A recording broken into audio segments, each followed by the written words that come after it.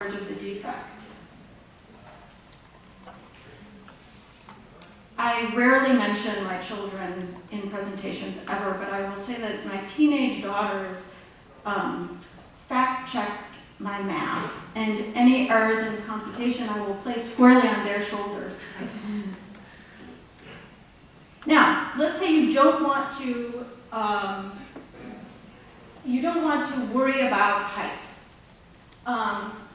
There are ways that you can get to the same conclusions using different mathematical variations of the same essential mathematical formulas. So the area gain in one is defined by pi times the height squared. Again, the volume is defined in 2, and you can combine 1 and 2 together to get the volume calculation in 3.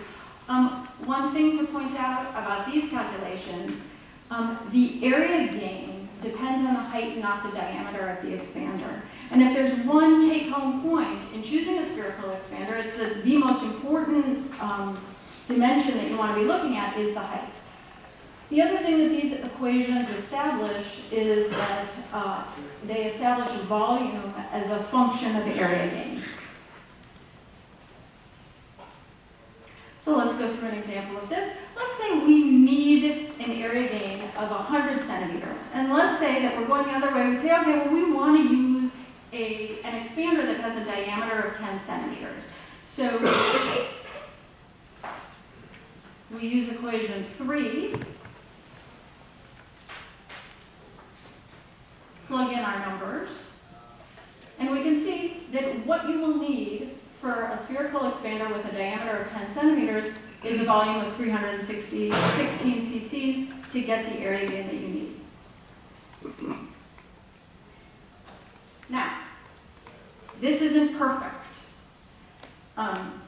It makes a lot of assumptions. One of the assumptions is that the volume of inflation is accurate and constant, and that is probably not true.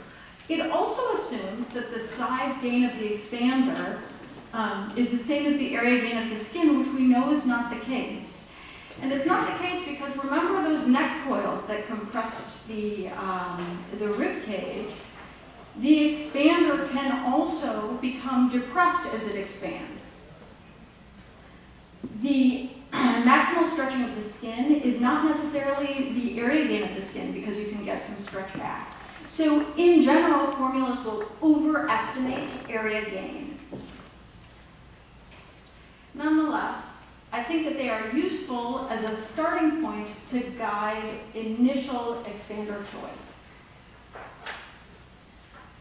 I wanted to mention briefly complications in the pediatric population. The highest complication rate is usually infections, which can range from about 4.4% to 13%.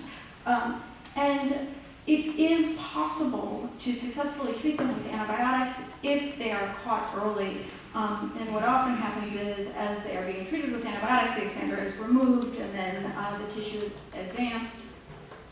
And different studies have looked at different factors that may contribute to tissue expander and infections: age, internal versus external ports, and location of the expander. And it turns out that the studies are sort of all over the map, and there is no consistency saying, well, internal ports are always better.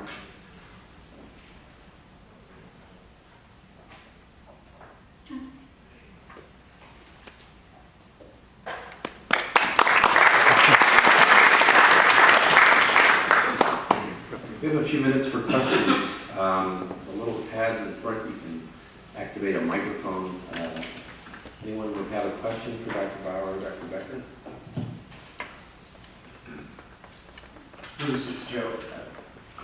I saw on a couple of those slides when you had the medial or laterally based rotation flap for the face, that you didn't include the full subunit, but just would put the scar vertically in the middle of the cheek. And obviously there's no correct answer, but I just wondered about your thoughts. Yes, sir. You know, that's always a difficult debate.